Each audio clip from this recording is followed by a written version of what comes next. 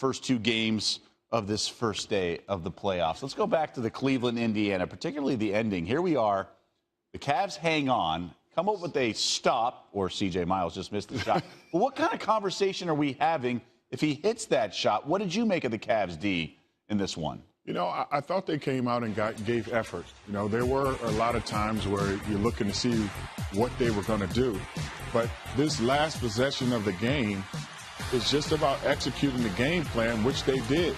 You heard him say several times, we don't want Paul George to take that last shot, and he didn't. So even if C.J. Miles would have made that shot, it's what they were willing to give up. So you have to give them credit for executing down the stretch, and they get it done. Now, there's still a lot of things to clean up. You know, they started off the game hitting shots, but yet the game was close. They got to find a way to get some stops and build on that a little bit, get some breathing room so they're not in the fourth quarter dealing with the same situation. I want to talk more about that breathing room because we saw blown leads down the stretch of the regular season, namely a week ago. They were up 26 entering the fourth and lost in overtime. Here they are up double digits in a playoff game in the fourth and nearly lost at the buzzer. Why can't this team prevent that from happening?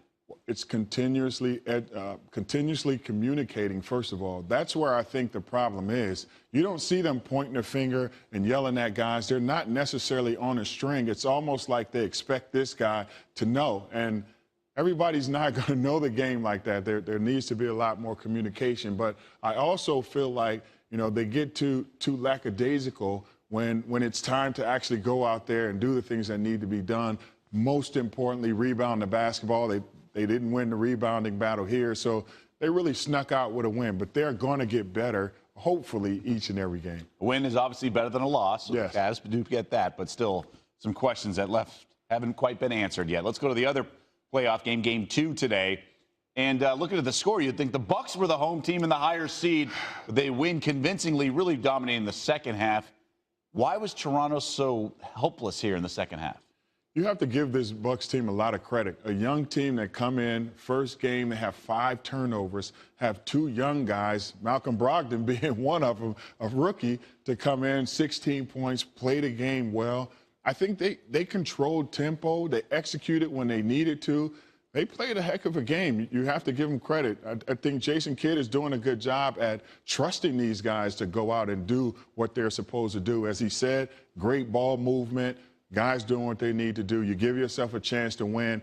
Antetokounmpo shows up when he needs to. They win the basketball. Let's talk about Giannis. 13 of 18 shooting. This is a guy who led his team in the regular season in points, rebounds, assists, steals, and blocks. We haven't seen that since LeBron a handful of years ago, and he was the MVP that year. This guy's only 22. Yeah, the one thing, everybody talking about he can't shoot the ball, but here he's showing patience.